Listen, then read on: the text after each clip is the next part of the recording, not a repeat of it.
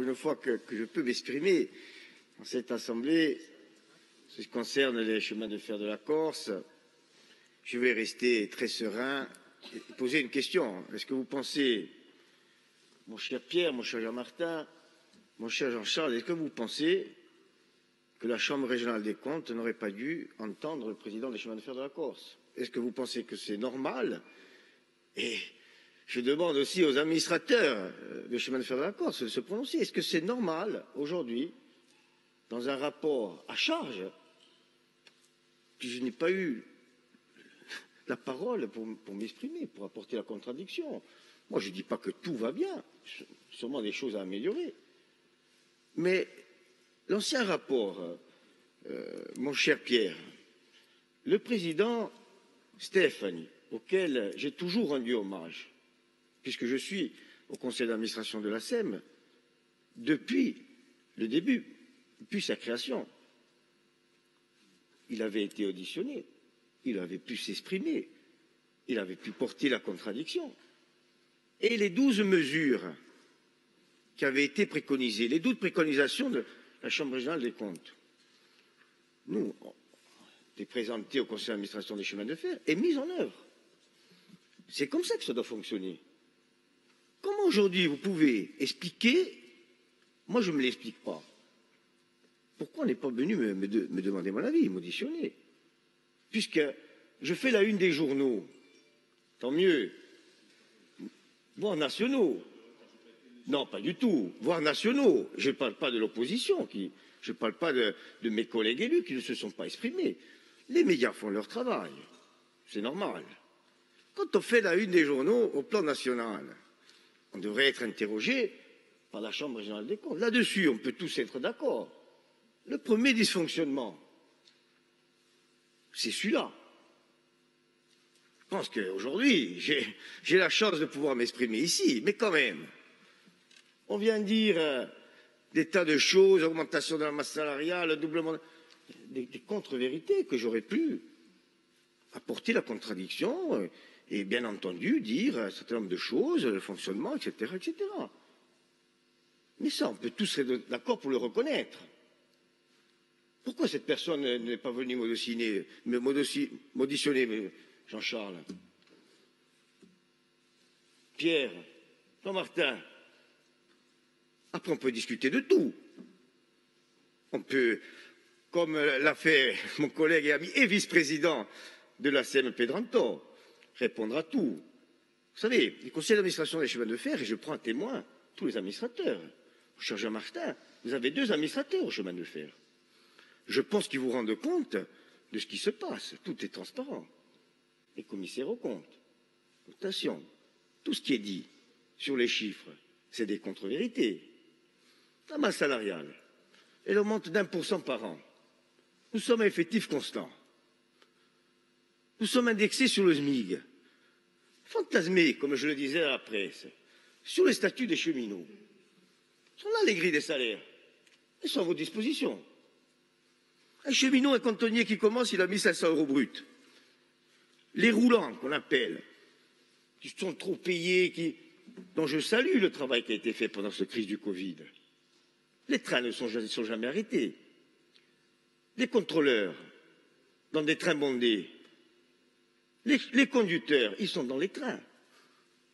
Vous voulez connaître leur salaire brut? 1600 €. 1600 €. Vous voulez connaître leur salaire en fin de carrière? 2200 €. Voilà le statut du chemin de fer. Vient de se rajouter à ça, et je pense qu'on peut être tous d'accord là-dessus, des éléments variables de solde. Lorsque les gens commencent à 5 h du matin, normal qu'ils soient payés. Lorsqu'il y a des gens qui travaillent entre midi et 2, normal qu'ils soient payés. Lorsqu'on travaille le samedi et le dimanche et jour férié, qui va aller contre une rémunération supplémentaire? Personne. Voilà la réalité des choses. Ils sont là, ils sont en disposition, ils sont annexés au statut, dont vos administrateurs, vos représentants, sont au courant de tout ça. Moi, Jean-Charles, fait un petit pic sur la mandature précédente, je ne reviendrai pas sur les locaux tracteurs. Moi, depuis que je suis au chemin de fer de la Corse, et quelquefois, c'est vrai que je suis un peu dur, je me refuse de vendre le patrimoine du chemin de fer. Peut-être à tort, quelquefois. Hein. Peut-être que quelquefois, quand tu n'as plus d'utilité pour le chemin de fer, c'est un travail qui est en cours, peut-être que, pourquoi pas. Mais ce que vous avez fait, vous l'avez fait ici. Là aussi. Quand vous lisez dans les détails, comme l'a fait Pedro Anton, comme je l'ai fait, sur une page, on vous dit ils ont vendu le patrimoine, c'est illégal, vous tournez, oui, ça a été vendu avec une délibération, tout est légal. Donc, moi, je ne sais pas, je ne fais pas de procès à ces magistrats, je dis simplement mon mécontentement, mon étonnement, et je dis que c'est un nombre de choses qui sont inexactes. Nous comparer au TER, double voie, commande centralisée voie unique, des milliers de personnes, et comme le disait mon collègue ami Pedranto, dans le rapport de la Cour des comptes sur les TER, apparaissent des chiffres qui sont différents du rapport de la Chambre générale des comptes aujourd'hui. Pourquoi? Pourquoi? Je ne comprends pas. Pour dire qu'ici, on coûte plus cher qu'ailleurs, c'est ça. Il y a 6 centimes de différence entre un coût pour un TER et les chemins de fer de la Corse. 6 centimes. Mais vous savez comment ils fonctionnent les chemins de fer de la Corse? On a une commande centralisée jusqu'à Casamance. Les trains se croisent automatiquement. Nous pouvons aller augmenter nos rotations, augmenter nos nombres de trains après Casamance. C'est un cantonnement téléphonique. C'est-à-dire que pour envoyer un train, on s'appelle. La gare de Casamance s'appelle la gare de Pontenou. C'est ça la réalité d'aujourd'hui. Alors on a pris du retard, un certain nombre de choses, voilà, mais la réalité c'est celle-là. Et nous, on fait avec ce qu'on a. Sur le périurbain ajaccien, bien entendu, quand on aura la commande centralisée voie unique, on doublera le nombre de rotations. Aujourd'hui, on est à 22 rotations sur le périurbain ajaccien. On a un peu plus de 50 rotations sur le périurbain Bastier. Nous sommes au maximum de nos capacités. Tout ça avec 10 trains en service et 2 en maintenance. Et je reviendrai sur le choix du matériel roulant tout à l'heure. Dire aujourd'hui, dans ce rapport, c'est pour ça que ce n'est pas sérieux. Le travail qui a été fait n'est pas un travail sérieux. Il faut venir voir comment ça marche. Il faut demander, il faut auditionner les gens qui y travaillent, les directeurs adjoints, l'équipe de direction, les cheminots. Dire qu'aujourd'hui, avec 10 trains, on fait 10 rotations par jour, c'est écrit. Mais avec 10 trains, nous faisons 80 rotations par jour. C'est ça la réalité. Comment on peut se tromper de la sorte? Soit c'est la méconnaissance totale, soit c'est des fausses informations. Je n'ose pas croire que c'est fait délibérément. Je n'ose pas le croire. Et moi, j'invite la Chambre générale des comptes, avec qui j'ai toujours eu de bons rapports, puisque les 12 préconisations de 2018 sont toutes mises en œuvre. Toutes. On nous avait dit, revoyez votre statut, il est trop inflationniste, on a revu le statut avec des partenaires sociaux. On a travaillé pendant 1 an, on a refait le statut. Et aujourd'hui, il faut que tout le monde sache que ce statut des chemins de fer de la Corse, il est publié au journal officiel de la France. Et ça, j'en suis fier, Monsieur le Président, nous en sommes fiers. Ce statut aujourd'hui, qui a été construit, on nous reproche un jour de congé per avesta della nazione. C'est écrit. Le jour de la avesta della nazione vient en déduction d'un RTT dans le statut des chemins de fer de la Corse. Alors je ne dis pas que tout est parfait, hein. Il y a des choses à améliorer, on peut toujours faire mieux, mais ça c'est fait. Et ce statut, il a été fait en interne. L'ancien statut a coûté 300 000 € à la SEM. Mais c'est vrai que ce n'était pas les mêmes conditions. Et là, je vais rejoindre Pierre. Si on fait un peu l'historique du chemin de fer, que nous a laissé la SNCF?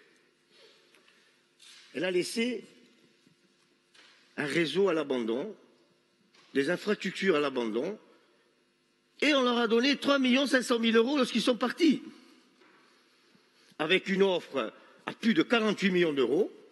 Ils sont partis, saludia pour 3 millions et 5. Et ils nous ont laissé à charge du personnel qui avaient en moyenne tous 2 ans de congé, qu'il a fallu épurer.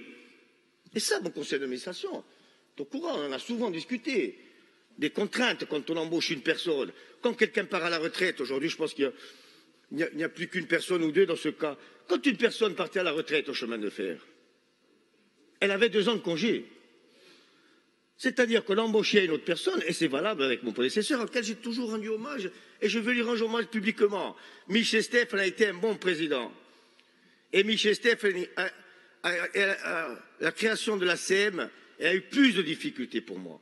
Et je m'expliquerai là-dessus, Pierre, et on peut se rejoindre là-dessus.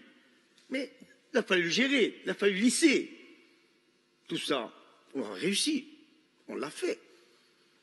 Et chaque poste qui est remplacé est un poste qui a une utilité et une polyvalence. Et là-dessus, on nous reproche qu'il n'y ait pas de polyvalence. Il y a de la polyvalence. Et on a voté un dossier important ce matin sur l'égalité hommes-femmes. Nous avons recruté des femmes contrôleurs de train. Nous en avons recruté. La moitié de nos recrutements, ça a été des femmes. Ça aussi, c'est un choix politique. Et je tiens à l'assumer. Et je l'assume. Même que quelquefois, c'est vrai, ça nous pose quelques problèmes. Mais je l'assume. Quand Michel Stefani arrive à la présidence de la SEM, il arrive avec un personnel qui n'a pas de statut, avec un climat social qui n'est pas apaisé, qui n'est pas le climat social d'aujourd'hui, avec des trains qui ne fonctionnent pas. Et bien entendu, il faut rendre hommage aussi au directeur du chemin de fer de la Corse, Jean-Baptiste Bartoli, qui lui s'est attelé à faire fonctionner les trains, qui lui s'est attelé à aller chercher le locotrateur, Gamubagado, due orti, la Magione et oggi viaggiano a Pogobresso. C'est ça la réalité des chemins de fer. Elle est là. C'est un travail permanent de mon prédécesseur, des directeurs. Et je ne peux pas dire, moi j'ai eu de la chance quand je suis arrivé. La SEM fonctionnait. Je n'ai eu qu'avec mon enthousiasme, ma dynamique et bien entendu peut-être un peu de savoir-faire, ou à peine di la bosige en course. Il y avait un climat social qui est apaisé aujourd'hui. Il y avait à créer cette dynamique, à créer une équipe de direction, à opérer le transfert de compétences, c'est-à-dire qu'on avait une convention d'assistance avec la SNCF d'1 500 000 €, qui aujourd'hui est réduite à 500 000 €. On a réussi le transfert de compétences en termes de marché public, 140 marchés publics passés cette année en période Covid, avec une personne à la commande publique, un jeune issu de l'université de Corté. Ce pari-là, on l'a réussi. Une équipe de direction avec que des jeunes, en moyenne d'âge de 40 ans. Je ne vais pas les citer parce que je vais sûrement en oublier un, et ils vont m'en vouloir. Ça, on l'a réussi, ce transfert de compétences. Vous savez ce qui était prévu? C'était qu'il y ait des directeurs délégués de la SNCF qui viennent piloter le chemin de fer de la Corse. Je m'y suis toujours opposé. Je m'y suis toujours opposé. Et ce pari, on l'a gagné aujourd'hui. Les chemins de fer aujourd'hui sont pilotés par des jeunes Corses, sous la houlette d'un directeur dont les compétences et l'expérience sont reconnues par tout le monde dans le domaine. Et nous avons réussi le transfert de compétences dans la sécurité. Notre organisme de contrôle nous a félicités. Ce n'était pas le cas sous la SNCF. Ce n'était pas le cas sous la SNCF. Je me rappelle d'un conseil d'administration avec un audit de sécurité alarmant. Aujourd'hui, l'audit de sécurité qu'on a présenté au dernier CA est un audit de sécurité où on nous félicite. Oui, je suis fier d'être à la tête des chemins de fer. Je suis fier d'être à la tête d'une équipe de jeunes cadres dynamiques. C'est eux qui font fonctionner les chemins de fer. Des jeunes ingénieurs issus de l'université de Corté, aujourd'hui sur les voies, qui surveillent les travaux, qui sont là, avec cette dynamique, avec cet esprit d'entreprise. C'est ça les chemins de fer de la Corse. Les chemins de fer de la Corse, ce n'est pas à Sainte-Vagne. Les chemins de fer de la Corse, c'est nous. C'est au service des Corses et de la Corse. Et aujourd'hui, mon cher Jean-Martin, avec les mauvais choix sur le matériel roulant, ça nous contraint. Parce que ce n'est pas vos trains. Ces mauvais choix, on aurait pu les faire nous aussi. Sauf que c'est vous qui les avez faits pour le moment. Nous, on va peut-être les faire dans la future commande du matériel roulant. Il va falloir prendre toutes les précautions. Mais celui-là, c'est là la responsabilité. C'est vous qui devez l'assumer. Puisque c'est vous qui êtes responsable de ce matériel roulant. Qu'on doit vérifier à chaque fois qu'ils font un trajet entre Évreux et Bastia. Les organes de sécurité, le train ne peut pas repartir s'il n'est pas vérifié tout le soir. Ça nous contraint en termes de maintenance. On a dû organiser nos ateliers en 2-8. Vous savez combien ça coûte, Jean-Martin? Le double de ce qui est prévu. C'est ça aussi la gestion. Nous avons provisionné plus de 2 millions d'euros pour les travaux sur les trains, les grandes réparations, puisque comme ils ont tous été achetés la même année, on arrive tous à des révisions la même année, avec des plannings qui sont contraints. C'est ça la réalité. Voilà les mauvais choix d'hier qui nous font pâtir aujourd'hui des surcoûts exorbitants et surtout des hommes et des femmes qui travaillent nuit et jour quelquefois pour maintenir notre plan de transport. Mon cher Jean-Martin, c'est ça la réalité. Moi, je vous invite à venir aux ateliers de Casablanca. Vous savez, quand un train est en panne, on ne peut pas l'affréter un autre. Hein. Quand un avion est en panne, Marie-Hélène, elle affrète un avion. Nous, on ne peut pas affréter de train. On ne peut pas louer de train. On est obligé de les réparer. Et le lendemain, ils sont obligés de fonctionner. Et le samedi et dimanche, quelquefois, pour qu'ils soient prêts le lundi, pour transporter nos collégiens et nos lycéens, ben on doit travailler. C'est ça la réalité. Il ne faut pas dire tout et n'importe quoi.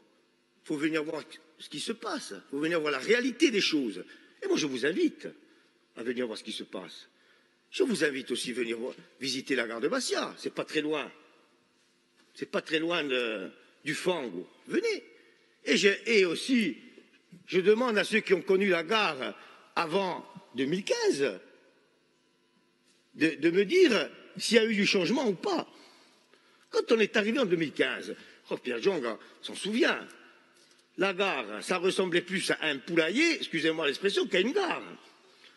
Pas de vestiaire, pas de sanitaire, pas de salle de repos, un arbre planté au milieu du bâtiment. Allez voir aujourd'hui. Et ça, on l'a fait sous notre plan de renouvellement, Monsieur le Président, par tranche, avec une commande publique de la SEM des chemins de fer de la Corse. Venez visiter, je vous y invite. Vous allez voir une gare moderne, des vestiaires, des salles de repos, des salles de formation, des simulateurs. C'est ça la réalité. Je ne dis pas que tout n'est pas fait. Je dis que oui, on a beaucoup travaillé. Oui, mon dynamisme et mon esprit d'entreprise, et quelquefois, c'est vrai, mes excès d'optimisme, mais je les assume. Oui, moi je suis toujours déterminé à ouvrir la ligne sur la plaine orientale. J'y suis toujours déterminé. Oui. Alors je ne l'ai pas fait dans les temps, j'étais peut-être trop optimiste. Mais je préfère être peu optimiste que ne pas être optimiste du tout. Puisque mon optimisme est ma dynamisme aujourd'hui. Il paye avec l'équipe que j'ai, avec tous ces jeunes. Et quand je vois tous ces jeunes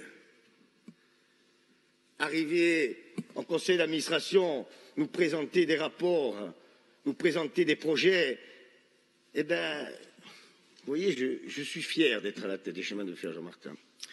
Et ce qui me chagrine un peu en vous, c'est que vos fréquentations bastiaises vous ramènent à être vraiment, quelquefois, un petit peu mesquin et reprendre certaines expressions de vos nouvelles fréquentations. Attention de ne pas finir comme eux, qui ont disparu politiquement. Parce que vous n'êtes pas comme ça, monsieur Mondolone. Vous n'êtes pas comme ça, monsieur Mondolone. Ne vous rabaissez pas à reprendre certaines expressions de certaines personnes qui ne sont jamais venues quand ils étaient au conseil d'administration des chemins de fer, n'y ont jamais mis les pieds. Et quand on peut quelquefois faire une erreur, ne vous loupe pas. Mais la gratuité, monsieur Mondolone, elle est, pendant les fêtes de Noël, elle est toute l'année. Les promotions, les réductions, c'est toute l'année. Alors peut-être que moi, j'assume mes erreurs. Mais ne vous rabaissez pas à être comme ces gens-là. Vous n'êtes pas comme ces gens-là. On se connaît bien. Ne vous rabaissez pas à reprendre certaines expressions de personnes qui, politiquement, ont disparu. Ça, je voulais vous le dire en toute amitié. Vous savez ce que disait Mitterrand? Oui, en politique, oui, on est mort lorsqu'on est à mettre sous terre. Je ne vous ai pas interrompu. Gardez vos pronostics. Moi, vous savez, je ne me permets pas d'interrompre les gens. Je suis quelqu'un de bien élevé. Vous l'êtes aussi. Et je vais vous dire un certain nombre de choses. Voilà. Et pour finir, puisqu'il faut conclure, donc je vais conclure en disant que ce qui s'est passé avec ce rapport de la Chambre des comptes est anormal. Et que, vous savez, j'en ai vu d'autres, mais que la presse titre un certain nombre de choses qui sont inexactes, que la presse jette votre nom en pâture sans que vous pouvez vous défendre, même si on m'a donné la parole, même si je me suis exprimé. Mais la Chambre régionale des comptes aujourd'hui, de ne pas m'avoir auditionné, quand même quelque chose. Il va falloir tirer au clair. Alors moi, vous savez, je ne suis pas du tout rancunier. Je suis prêt à travailler avec la Chambre régionale des comptes. On vient nous expliquer comment on peut faire des économies. Les portes sont ouvertes, je l'ai dit. Les armoires aussi. Je n'ai rien à cacher. Nous n'avons rien à cacher. Nous allons continuer à dynamiser cette entreprise. Nous allons continuer à être innovants.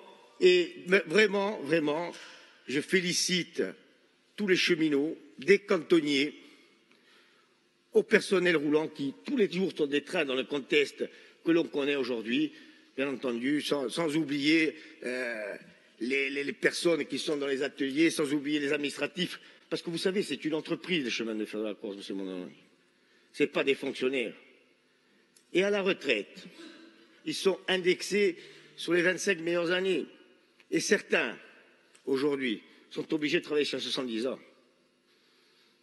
Voilà, c'est ça la réalité. Alors moi, je suis prêt à recevoir tous ceux qui veulent venir voir comment on travaille. Je suis aussi disposé à inviter les personnes de la Chambre régionale des comptes, venir, disposer et avancer ensemble. Et si on peut être encore plus performant, je m'en féliciterai.